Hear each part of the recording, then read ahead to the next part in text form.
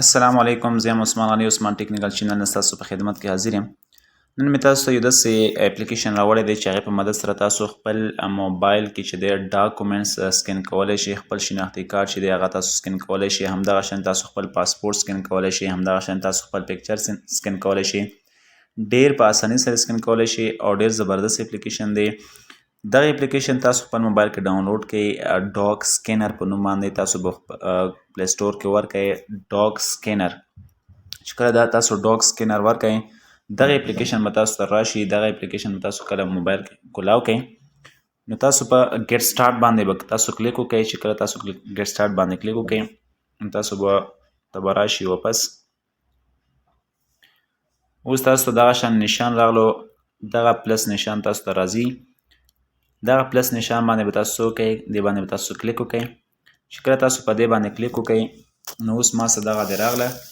اوس فار ایگزامپل تاسو ته وایي چې آی ډي کارت. اوس ما سره دغه زو کارت دی نو زه دلته آی ډي کارت باندې کلیک کوم. چې کله زه آی ډي کارت باندې کلیک کوم نو دلته ما ته وایي میک اټ ناو. میک اټ ناو باندې به تاسو څه وکړئ، تاسو په دې باندې کلیک وکړئ او سمپلی کیمرا بټن باندې اوکې کړئ. چې کله تاسو اوکې کړئ دا تاسو خپل حساب سره چې دی هغه تاسو سایز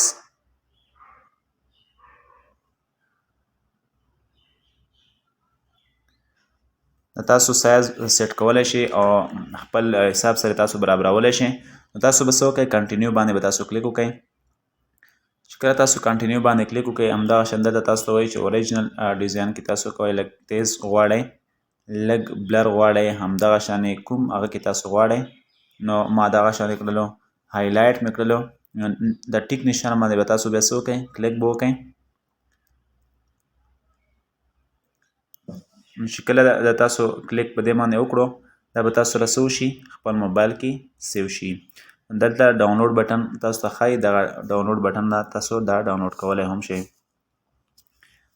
دغه ډاونلوډ بټن دی، دې نه دا تاسو څه وکړئ، خپل موبایل کې سیو کړئ یا واپس ډاونلوډ کولی شئ. بیا تاسو بیک راشئ. چې کله تاسو بیک راشئ نو ما سره فار ایگزامپل چې دی دا تاسو سره یو ډاک چې دی هغه جمع کېږي، دا زه اوس لرې کوم. همدغه شان دغه کاغذ ما سره دی. زه اول ډاک باندې کلیک کوم.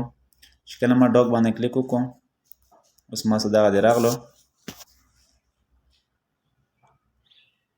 نو تاسو خپل هغه سره برابر کړئ. دغه دی ما سایز برابر کړو. اوس دې باندې کلیک وکړئ. لږ مې زیات وایډ کړو، ټیک نشان باندې به کلیک وکړئ. نو دا به تاسو سره خپل موبایل کې څه شي، سیو به شي. نو په دې په ذریعه باندې تاسو خپل موبایل کې څه کولی شئ، ډاکومنټ چې دی هغه تاسو سکین کولی شئ ډېر په اسانۍ سره. همدغه شی نور ویډیوګانو لپاره موږ سره اوسئ. د خدای په امان.